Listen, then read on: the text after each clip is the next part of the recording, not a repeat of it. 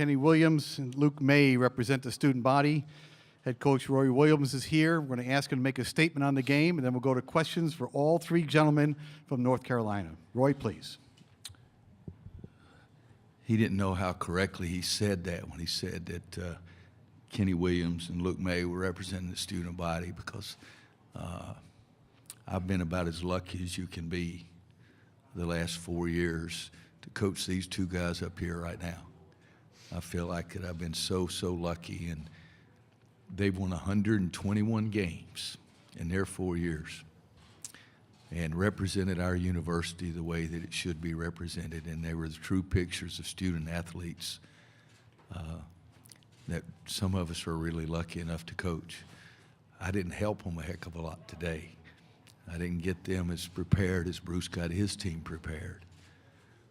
But Bruce loves his team, but he can't love his team any more than Roy Williams loves his team.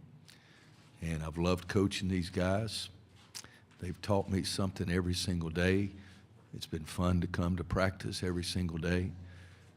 When I think of Luke May and Kenny Williams and Cam, I only had Cam for 2 years, but man, that's what every coach should love to have. It was tough for us today. Cam is not up here because he's throwing up. His temperature went up to 100 last night as well. Nasir was over 100 yesterday, but Nasir didn't have as much lift as he had, and Cam wasn't the same person on the court, but those are excuses. We've got to congratulate Auburn and Bruce and the job that he and his coaching staff did. And I really hope that that youngster is not hurt badly, because he's a heck of a player, and you don't want that for anybody. But I didn't do as good a job today as Bruce did. And but Bruce, as I said, loves his team, but I wouldn't trade my guys for anybody. First questions in the back. Go. Nick Bromberg, Yahoo Sports. Roy, my question's about Okiki. You've had a big injury in the NCAA tournament before. How do you balance the high of moving on in the tournament and then also the low of an apparent serious injury moving forward? Yeah, it's the most unpleasant thing in the world. In 2012, we played Duke at Duke and had a great win for the conference championship, and I thought we were playing great. In the next game, first game in the ACC tournament, John Henson got hurt. And in the second game, the NCAA's Kendall got hurt, and we lost him. And I really thought we were as good as anybody in the country. Kentucky won it that year. They beat us by 1 at Rupp, and Anthony Davis blocked a shot on a great play. But what you just have to do is you have to keep going forward, because Auburn is going to show up to play regardless of who is out there. And those kids who are still playing have to try to pick up the load a little bit more and a little bit more. Nobody should have to try to play over their head, but it gives them a little more motivation now to play even a little bit better. Every one of them will have to do it, but needless to say, Bruce will motivate his team in the right way. Down here in front, gentlemen. Adam Teicher from ESPN. A question for all three of you, if I could. Where you felt like tonight's game got away from you? Luke, you're first. Kenny will be second. The head coach will be third. I felt like second half we came out, didn't play our principles. They hit some shots, and we kind of tried to get it back all in one play, and it didn't go in our favor. And felt like we didn't play to our strengths there at the end, and we forced some shots. And credit to Auburn, they shot the ball well, and we didn't guard well enough to win tonight. Like Luke said, in the second half, early second half, we made some mental mistakes. And they capitalized on it. And, you know, they're a team that once they hit a couple, they get hot, and they got hot in the second half, and they kind of carried that momentum throughout the whole half. Yeah, I would agree. I told these guys I'll never use my halftime talk again, because it sure as dickens didn't work tonight. A couple of those, I think they made 3 threes out of 4 possessions early in the second half, and didn't have the right communication, and they made shots. I asked Kirsch, I think 17's the most threes any of my teams have ever given up in 16 years, but it was a bad time to have that happen. But left them open a little bit too much, and they made the shots. And sort of snowballed, and then we got it back to 5 or 6, something like that. And then they made 2 or 3 again. And we weren't, they've got the reputation, and statistically it shows they're not a good rebounding team, but they got to their offensive boards today better than we did. At halftime, I think they had 8 second chance points to 3 for us or something like that. And they kept making some offensive rebounds in the second half too, so you got to give them some credit, all of the credit except for me. Greg Barnes, Inside Carolina, for Luke and Kenny. I know this is a tough ask, but is it possible for you guys to kind of put into words your experiences over your last 4 years at UNC? Kenny, you're first, please. I'm gonna be honest with you. If I tried to put it into words, it wouldn't do it justice. To really know the feeling, the joy that you get playing here, coming to practice, the meetings. You have to be a part of it to actually know the feeling. Like I said, putting it into words wouldn't do it justice. But if I had to, I would say it's nothing that I thought it was gonna be. You come in with the expectations, and these past 4 years have blown that away. I don't know, man. It's not even on the court. It's all the times off the court that you'll remember the most. Bus rides, plane rides, like I said, meetings. So, I guess, like I said, putting it into words would not do it justice. It would do it an injustice, honestly.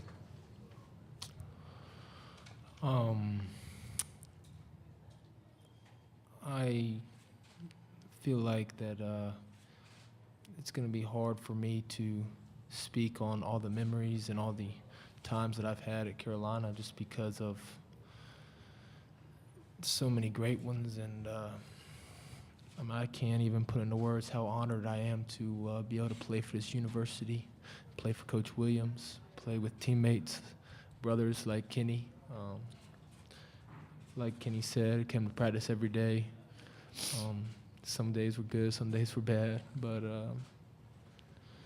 we were all family. We all loved being with each other, and it made practice fun each day. And I'll miss coming to practice and seeing my brothers, seeing Kenny and Cam, and especially Coach Williams.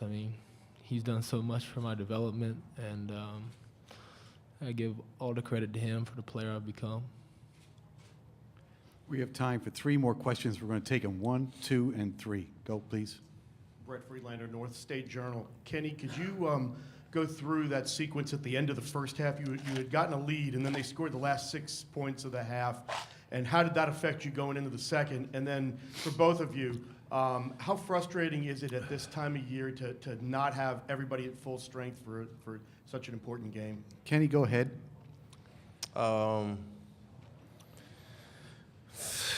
In the first half, we were still positive, despite them going on the run and taking the lead. But that's always how we are, despite what happens. We know the type of team that we were, and that wasn't going to be the run that was going to get us down.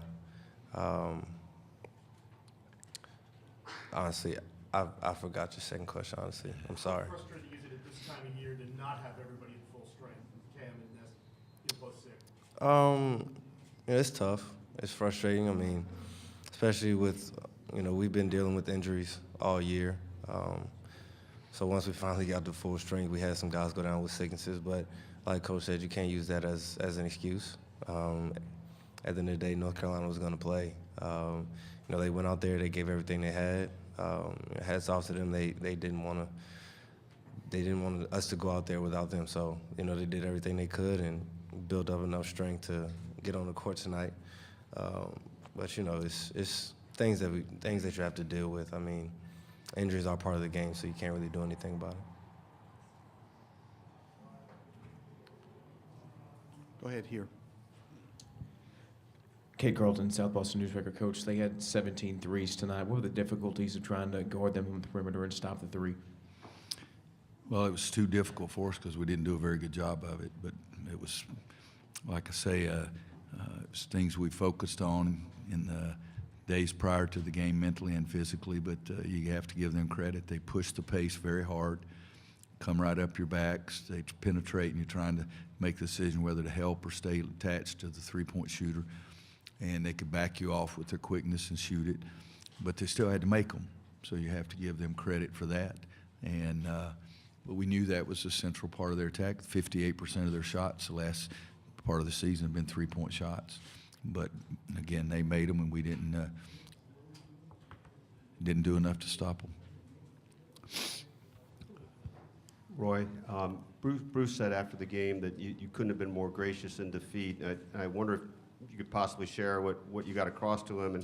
And the second part would just be that moment where your guys went over to Chuma when he was down. I think a lot of people will remember that. I know it's a tough loss, but could you just share your thoughts about that? Yeah, the second part, 3 of our guys started going without me saying anything. And then I motioned for the other 2 guys to go down there, and they realized it. But our guys were going to go without me saying anything. And I love that kind of thing because I want us to compete like crazy, and I want to beat your rear end as bad as I can beat you, but I love the competition part of it. But that's the kind of kids I have. It's, in coaching, winning is good, but the thrill of victory, what the real thrill is in having the looks on your guys' faces when they've done something and been very successful that's very difficult. That's the thrill for me. But the competition I love, but